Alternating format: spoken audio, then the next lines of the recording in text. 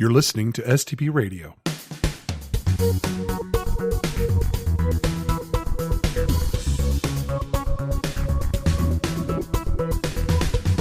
Welcome back to STP Radio. I am your host, Mike Lyles, and I am so excited to conduct another interview with one of our upcoming speakers at our Spring 2017 STPCon conference.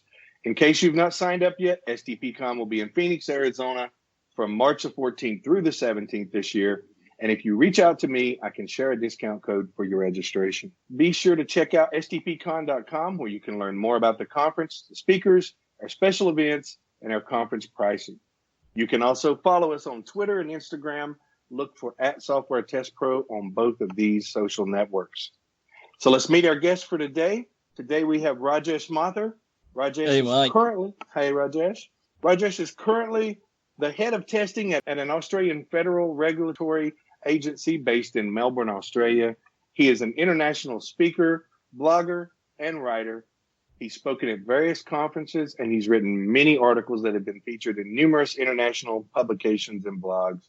He's a dedicated context-driven tester, and he believes less in dogmatism and more in pragmatism of testing. He's held many positions all over the world, working in the US, UK, India, Australia, and China. He is the founder of the Meetup Group Team, TEAM, in Melbourne. He's the founder of the Hong Kong and China Software Testing Group in Hong Kong, and the founder and organizer of the Australian Testing Days and Quality Software Australia conferences. Welcome to the STP Radio Show, Rajesh. Thank you very much, Mike, and I'm glad to be here. Thank you so much. It's great to have you with us. Can you tell us a little more about how you got into testing and a little bit about yourself? That's usually a very broad question and the hardest that I can answer. But how I got into testing, well, look, I've been in the industry for more than 20 years now. I think it's 22 years or something. And I don't exactly remember how I got into testing. I think the transition was so smooth for me that I didn't really feel it. So I was a developer initially. I started developing, and I think I started with Pascal or something, and Fortrans, and then I was working on some web designing projects initially, and then I think I was working for this particular company where they needed some help in testing, and I raised my hand up, and since then I've been in testing. I think it was somewhere around 2002 or somewhere around year 2000. So yeah, 16, 17 years in testing. And since then I have been in testing because it's a challenging field. You need cognition for doing good testing. And so this is how I got into testing. And since then I have been here. Well, you touched on a nerve with me with Pascal. Most of the people that I talk to in the testing world are too young to understand that Pascal was my first language as well, and I can relate. I love that language and really loved working in that language. But as you mentioned, testing kind of became my passion as well, and it just happened. It was you didn't. A lot of people talk about transitioning from one position to the other, but I think I was just like you. I just knew I was going to be a tester after getting in that mode, and then it just one day I'm like, hey, I'm testing, and I love it, and I have been loving it ever since. Well, look, those were the days when a tester's job was not really highly regarded. I'm talking about 20 years ago. Often people were thrown into testing, and I think a big challenge for testers was to gain respect among developers because testers, they were doing more data crunching and ticking in the box kind of exercises that time, like many of those do it today as well. So one could get respect of developers only if he or she knew what they were doing, or if you were a subject matter expert, and if you find serious bugs, because testing wasn't really a separate field those days. And from where I'm coming from, I think communication was another challenge. And relationship between developers and tester was them versus us. Yeah, I don't see that happening today. Teams are more self-organized. Teams are more collaborated. So things have changed for in a positive direction. So yeah, hopefully things will be better. Well, I want to make sure that the audience knows that we have a celebrity on our hands. I did learn that you were on a TV show in a singing contest. Now, I have to ask, was this American Idol? Was this Indian Idol? You've been all over the world. So did you win? How did that go? Well, look, I had my first radio appearance when I was around 8. So one of the neighbors, she used to work at the radio station, and she used to hear me doing things like any other 80-year-old kid. So I was jumping around and doing things, or singing, or copying. And so she said to my dad, "Why don't you bring him to the radio station someday?" So my dad took me to the radio station, and I gave my first radio appearance then. And that was the time then when I also gave a stage performance, and so around 8 or 9 years of age. When I was in college, I joined radio as a part-time job. So I did some work on radio as an announcer. So if I say something in my radio voice, that would be, "Welcome to STP Con Radio. You're listening to 9 a.m. show. Yeah. Come back again tomorrow to hear more. And don't forget to join us at STP Con Radio." Absolutely. Well, we may have to have you be a co-host for some time, and bring you on board to do some of our hosting at the conference when we're going around to the different folks doing the social event and getting their feedback for the conference. We could definitely use your voice for that. So speaking at a conference then is not anything new to you. Like you said, you've been doing this since you were 8 years old. You got your first solo stage appearance. And what do you feel through the years? I'm sure you've learned along the way, and I learned it very quickly in my first speaking opportunities that I had years ago, was that what are your elements of keeping the attention of the people? And what do you feel that testing conference attendees want to hear when they attend conferences? Well, one thing that I noticed is a lot of new speakers, they don't really practice. They don't learn the art of speaking, because this is an art. Keeping audience's attention is an art. So you have to say something that they like. You have to keep them engaged through anecdotes, through stories, and conference presentations are always storytelling. So if you don't have a story, you won't be able to keep the attention of the attendees. So that is one thing. Another one is good content. Third one is, if you're talking about technical, if it is a technical workshop or technical session, you should have content which is technical in nature and not just very specific to your own context. Sometimes it is very specific, but then you have to make sure that audience understand that, and then they can relate to it. I completely agree. And I think you made a great point.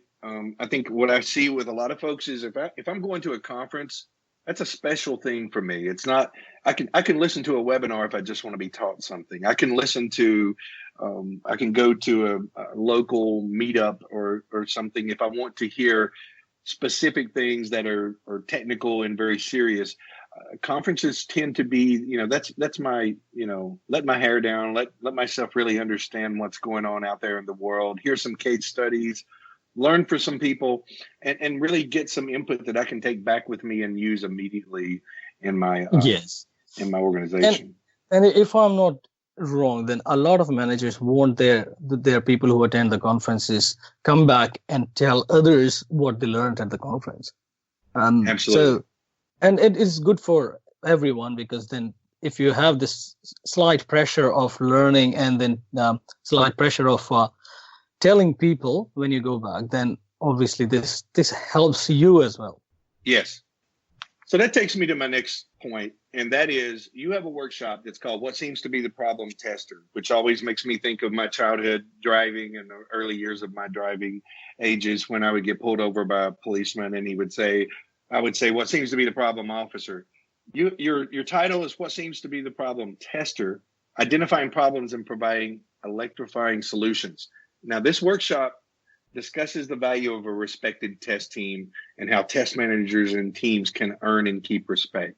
We know that if we're working in an organization, many times you have that issue within your own peers and your organization, the testing group itself. but lots of times you'll be able to overcome that and get in one mind and one accord there. But it's a struggle sometimes to get your stakeholders or your clients to get that respect. Earning the respect is one thing. Keeping that respect and driving that respect is another. So I'm really interested. And I think a lot of folks are going to want to hear what you have to say in this workshop. And I'd love to hear your inputs on what is going to be your goal for this workshop, and what are you hoping to share with the audience? Look, as you mentioned earlier, I've worked and lived and trained in different countries. So and that's one thing that I like as well. So I like to learn about cultures, and because of that, I also traveled to many other countries. So I've traveled to almost all continents, and I learned culture not because I just wanted to visit those places. It's because I wanted to learn about the cultures there. And what I used to do was just to meander around the streets and eat local food and talk to people and learn some words. And when I relate that to my career in testing, I see that a lot of testing teams, they don't understand the culture of their groups or their organizations. They don't relate themselves to the mission or the vision of the organizations. And in other words, they don't understand what the problem is. Or, as Jerry Weinberg says, is there a problem here? Mm-hmm. So I'm a big Jerry Weinberg fan, and I've read almost all books of Jerry. If you read, there is one particular book called Are You Lights On? And Jerry talks about the problems there. Yeah. Great book. Yeah. And this workshop basically starts with Are Your Lights On? And it talks about, is there a problem? What are the problems? If there's a group of testers that are trying to assist their company, whether they understand what is going on in the company and the group, what is the vision of the group, and are they able to provide support to them? I have been in organizations where testing team was doing something completely different than the rest of the group was trying to do. And testing team was very rigid in their processes. And they always say, this is the only way that we know, and this is how we will do. You change your way. But if you look at the context-driven testing principles, one of the principles is that we, as testers, we serve to the projects. Yeah, on our own, we are nothing, basically. So we serve to the project, so we have to align our strengths or our visions or our objectives to the wider group's objectives. And in this workshop, this is what I'm going to talk about. This is what I'm going to tell people. That one is, what are the problems? How do you identify problems? If you can, how do you propose a solution? Then if you can align your own frameworks with the wider groups frameworks. So in all, I would say that this is basically this workshop is basically more suitable for people who are working in enterprise groups, or even individuals who are working in different projects at different times. So I think it's going to be a very useful workshop for many people. I agree. You mentioned that you were a part-time radio announcer in college, and we've heard this radio voice now already. And I love talking to large crowds. Thank you. And the part that I love the most about talking to large crowds is I love the reactions. I loved watching a group of people get it, and it makes me feel like, hey, I've done something good today. I see them getting what I'm saying. And when I bring out more statements, or I can gauge from the crowd, I see some sour looks and some negative looks, and maybe I should try to change my story. And a lot of times I've changed directions during my speaking based on the fact that I see people going, I don't get this. I don't know where he's going. So I'll add some clarification. But there's a challenge when you're doing webinars, you're doing broadcast, you're talking on the radio. You don't see those faces. I realized in my first webinar, what am I going to do? Because I'm used to gauging my excitement and my changes in my tone and the way that I talk to the crowd based on watching them react, and it felt like I'm talking to a computer screen and looking at my slides. So my question for you is, how do you overcome and ensure that you're getting your message across? Whether you're on a webinar, I mean, I'd love to hear how you do that and how you've done that in the past with your webinars and broadcasts, but also when you're talking to a crowd of people and trying to share your message to them. Look, already have this feeling that people would like this interview because we are keeping it so lively and it is funny and we are laughing and we are sharing our experiences and you're asking questions that others are interested in, and that's the trick. That Yes. you need to talk something, or you need to talk in a way that people understand. So getting the message across, whether it is radio or whether it is a webinar or a conference or in a conference room or in a one-to-one session with a manager or a junior, it's about making sure that they understand what you're saying. So and you're saying something that is agreeable. It is about agreement. Yeah, if someone doesn't really want to understand you, or someone doesn't really want to listen to you, they won't. It is like a stand-up comedy. Yeah, sometimes you don't really laugh at the jokes because you didn't get the joke, but the comedian is thinking that you got the joke. That reminds me of another book of Jerry, which is it's on feedback. What is called? Do you remember the book's name? That is taking and receiving feedback. Right. So that book. Yeah, I remember. It's called "What Did You Say? The Art of Giving and Receiving Feedback." Yeah. And it's a fantastic book, and I tell people to read this because Jerry says that feedback is not just one way. You're not just giving feedback; you're offering it. So you offer feedback, you don't give it, and that's what happens when you talk to people in a workshop or a conference or a webinar. You need to talk about something that people like to hear, and then that they have interest in. And if you're keeping it interactive and interesting for people. I read a quote not long ago that said, "You need to learn how to stop talking before your audience stops listening." And if you're going to keep talking, you've got to give them something they can listen to. And I think that's been something I've been trying to relay. Lots of times I'll go longer in my presentations. I'll give them a little more than what they asked for or what they feel they signed up for, only if I feel they're still excited and they're still engaged. And I think at our conferences, we've got a lot of exercises in our workshops. We've got a lot of opportunities for folks to get hands-on, to work together. People love that. From what I've seen, folks love to be part of a group exercise. We give contests where folks during the workshops have to complete, and they're competing with other people in the room. I think you give them something engaging other than sitting there in a workshop for 4 hours with nothing to do. They're going to get engaged and give their inputs. And some of the best things I've learned, and being a manager, a leader, and a speaker and a teacher, all of those things, I've learned more from the people I'm teaching and leading than I've felt that I've given them. And it's always, like you said, it's a give and take. But if you set yourself up to be a servant leader and you give them something that you expect that you're going to learn something in the process, I think it's really successful for a team. Yep, it is. Yeah, I agree. So that takes me to our session about technical skills are important. Human skills are critical. Lessons for excelling as a tester. Now, I think, I know from my own personal experiences in the last several years, I think that we live in a world where companies that used to, I worked for a company once that said, we've been in business for 67 years and we've never had one layoff. And they laid off 2,400 people last month. Boy. I wasn't in that company at the time, but I see that all over the place. Companies are getting less and less tight in keeping their people there. The bigger companies feel that they can release and add back when they need. And people are getting, I don't want to say scared, but in the world today, you can't depend on being somewhere for 20 and 30 years anymore like we used to. You're at risk. And when people start thinking about that, they start wondering, well, how do I get the next job? What do I do if I'm out of a job? How do I get myself up there and make myself present to somebody so that they say, I want that guy, he's available? Or if they're still in a job, a lot of people are unhappy and they're saying, I'm miserable, I want to leave. They want to find some new company to work for, but they don't know how to leave. And I think you see a lot of people stay in places. It's like, let's stay in this misery for several more years, because I don't know what to do to get out of here, and I don't seem to be able to market myself. And this session is outstanding. I think it's going to be good. It's talking to, and I'll let you speak to this.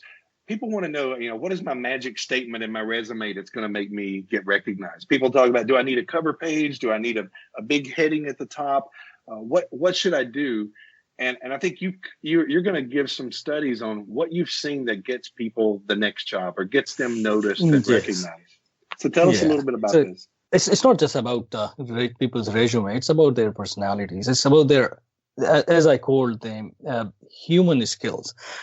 Since I came to Australia, I've been seeing this specific pattern that people keep contacting me, telling me about their next job opportunities, asking me about if I had any jobs for them, or and my recent experience was when I was looking for some testers. I got, for 2 positions, I got nearly 120 CVs, or as you call them in America, resumes. All of these resumes look very similar, and you can't really judge them just looking at the resume. Yeah. And this is the trouble that I think are most of the recruiters and hiring managers are also facing. Internal HR departments are also face the similar situation, that they get hundreds and hundreds of resumes for one position. Now, there is a problem that I see. So first, I asked myself, is there a problem here? When I was looking for people, then I faced this problem. So I said, yes, there is a problem here. Now, what is the problem? Testers are creating CVs or resumes which don't really make sense. They are not telling a story. They are just copying their technical skills there, and they're sending them to the recruitment agencies or the job to the job postings. Now, when I faced this problem, I asked some of the recruiter friends as well. They had the similar problems. My own HR person, the internal recruiter, he had the same problem. So when I interviewed some of the people, I asked the internal recruiter, and we shortlisted some of the resumes. We interviewed some of the people, and I was really disappointed that these people were not really what they looked in their resumes. So what they looked like in the CVs or resumes was very different to the real life. They couldn't even speak. They couldn't communicate. They couldn't tell me what they were able to do for me. Yeah. And that made me think something is certainly wrong there. And that is when I decided to submit my paper for the conference. And this is the proposal that we're talking about. So this session is going to talk about more soft skills, human skills, what to do so that you don't have to look for jobs. Jobs come to you, and it's a great situation to be in if you don't go for a job and someone comes to you and says, "Hey, Rajesh, I got a job for you. Would you like to join?" And this has happened in the last 10 years, 3 times, 3 different countries, and I did not have to look for a job. I was lucky, but there was something that I did, I think, will be useful for others as well. And this is what I'm going to tell people in this session. And I think it is going to be really good for people to talk to me in this session, because it's just a personal experience, but I think it's going to be useful for anyone who's either looking for a job or thinking of changing job, or not just about job, but just want to become better in their skills. Well, there's people who want to stay in a company for many, many years, and they want to grow in that company, and they sit in the same position for year after year after year. Yes. And if they can learn how to sell themselves, I have a book called The Art of Brag, The Art of Tooting Your Own Horn Without Blowing It. And the thing is, how far can you go by showing, here's what I do, here's what I'm capable of, without sounding like you're patting yourself on your own back and saying, everybody look at me. And I think some people go too far. We know those people. And then some people don't do enough. And you have to be, as a leader working with that team, being able to, to raise the flag for your team. There is so much to be learned from this. And I think when I start looking at folks looking at resumes of folks that I've interviewed, I had a director a long time ago when I was a manager, just starting as a manager, taught me the best way to interview people. He said, I look at their resume, I ask a couple of questions to make sure they're not lying on the resume, and then I spend the rest of that time speaking to them about them, their personality. How do they work with people? How would they do this job? I give them real life scenarios, and I find out how they work, because I can teach them the skills of the job. I don't need to know that you're a developer or you're a tester. I mean, yeah, it would be good that you kind of understand that, of course. I mean, that's common sense. But I want to know, can you work with 3 other people? Can you work in a situation where the stress is coming down on you and we got to get this out in 2 days, and you got to do rapid testing, or you got to do quick changes, or you got to turn on a dime and go the other direction? I think that is the kind of people that we want to put on our teams. And Absolutely. too many organizations are hiring people and saying, oh, this guy's got 20 years, he's awesome. Or this guy's got 5 years and he's been doing this type of work or these type of tools. And I think we're struggling because we're looking too much at those technical things sometimes. And I think organizations are starting to do what you're saying. And I think that's why it's becoming a struggle. When I see people being laid off and losing their jobs and looking for new jobs and struggling to get back in that job, it's, what do you need to tell and who do you need to know to get yourself out there? And I think that's going to be the biggest thing. Another thing that I suggest, and people listening to this are STPCon people and they're conference people, and they're interested in conferences. I say to people, I was scared the first time I stepped out and spoke at a conference many years ago.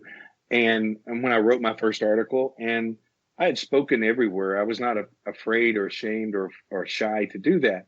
But I think getting out there and knowing people, having those connections, and I know 20 people in testing, or I know some of the big names in testing, or I know some people who have really had those experiences and been through the head-to-head battles in the world. I think that helps. And a lot of groups that I've worked in the past, you talk to people. Do you know this guy? Do you know this lady? Do you know this person that's in testing? And they say, I've never heard of that person. And I want to fall on the floor, because I'm like, what are you doing in your after hours and your free time to build your craft and make yourself a better tester or a better, technical person? Yeah. Well, look, I think what you mentioned is really important, building your craft. So it's not just about building testing as a craft, but building your own skills as a craft is also important. And that's something that people often forget. Yeah. They just work on their technical skills, and they say, half of the people you meet, they would say, hey, I'm really good at Selenium, and I'm really good at MySQL, and I am really good at Oracle, and I'm really good at Java. Yeah, that's okay, but there are 5 million people who are looking for same jobs, and they are good at those as well. How do you differentiate yourself? And that is important. And the thing I want to share with people is Michael Phelps won 18 gold medals, and he's won more gold than anybody on the planet.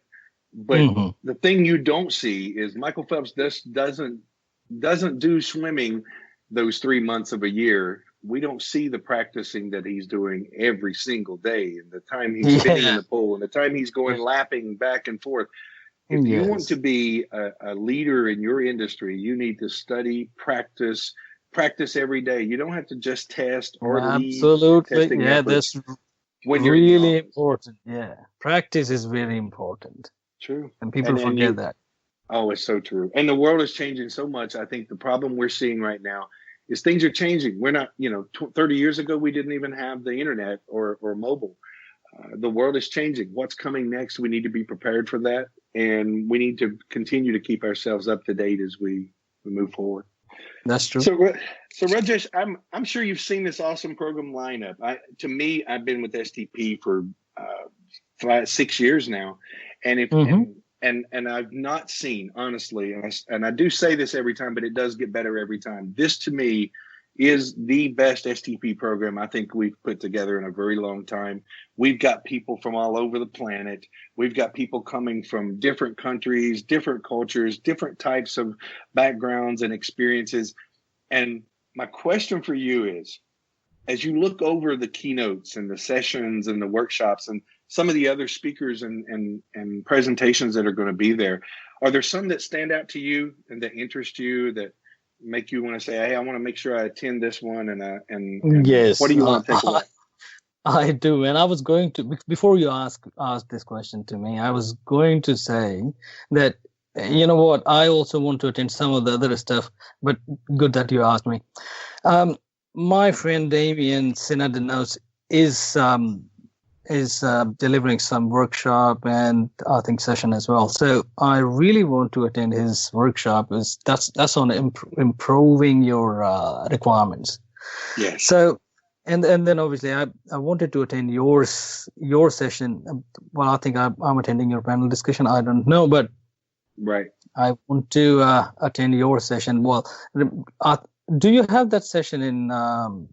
Yes, the drive-through. Yeah, the drive-through is not always faster. Yeah, rethinking your testing practice. So I want to attend that. And another one is the Damien Sinadino's workshop. Damien is a great guy. I like him a lot. He has done similar things that I have done. So he has been on theater, and I think he got a radio voice as well. So in this workshop, he is going to talk about those skills and how to apply those skills in improving the requirements. So I really want to attend that one and yours, the drive-through one. Well, hey, those are two very, very good picks, I have to say, even for the one with mine. And Damien. You're praising yourself. Nice. Hey, that's right, man. I'm taking it to the edge. And but I tell you, Damien, he definitely learned the art of improv. I saw him speak the first time. Now you meet him and talk to him. He's a very nice guy, very, very fun to talk to, very, very entertaining and engaging. But when he got on the stage, he was acting, and it was not just old style acting. He was really engaging the group. He got high remarks from everybody, and he is just so entertaining. We didn't have him in Dallas last time, and we missed him, and we reached out to him and said, come on, are you coming back? Because he does such a great job. It's going to be so awesome to have him there with us. You're going to love his presentations. He's done the improving, which is a spoof on improv and improving together, and you're going to love it. And then thanks for the plug for mine. I did this as a keynote in Dallas, and I've added some new material to it for this session I'm doing on the drive-through is not always faster. And it's really a compilation of 40 different people that I reached out to in the testing world, very well-known folks, got their inputs. And my underlying story there is you're not alone. You're not going through problems in your organization that others haven't dealt with. And how can we share the pain and share the resolution to it as well. So it's been a really exciting, it was an exciting keynote, and I'm really looking forward to doing it as a session and getting the group there for that as well. So Rajesh, I have one final question for you to answer. Right. This is your first time at STP, and we're so happy, STPCon, and we're so happy that you're with us. What are your expectations, and what do you hope to accomplish when you're there? So my first expectation is that you pay me on time for my travel, but no, I'm just joking, man. Well, that's one expectation, but another one is, which is more important, is look, when you guys approached me for the session and workshop and all, I was really excited, and I have been looking at STPCon and a few other conferences in the States, and I've never been to States for a speaking engagement. And otherwise, I have spoken in many other countries, including Europe and Australia and India and all of like Hong Kong and all other places. But I was really happy, and when it was for STPCon, and I told myself, I said, "Woohoo! This is great! I'm going to STPCon. It's a great conference. I like it." And there's always really good speakers. So my expectation is attending great speeches, talks, sessions, and workshops, and meeting more people who I know through either Twitter or LinkedIn or through my writings or their writings and blogs and all. So I'm really excited to attend STPCon and meet those people, listen to the talks, learn new techniques, tricks, approaches, improve my skills, and come back with some great stuff. I'm excited, you can say. Well, we're very excited to have you with us as well. And Rajesh, thank you so much for your time today. We're really looking forward to seeing you in Phoenix in March. And thank you again for being with us on the radio show. My pleasure, sir, and thank you very much for interviewing me. And I will see you in Phoenix soon. Well, Rajesh, thank you so much for your time today. We're really looking forward to seeing you in Phoenix next month. Thanks, Mike. And I'm also very excited to see you guys, and I will see you in Phoenix next month.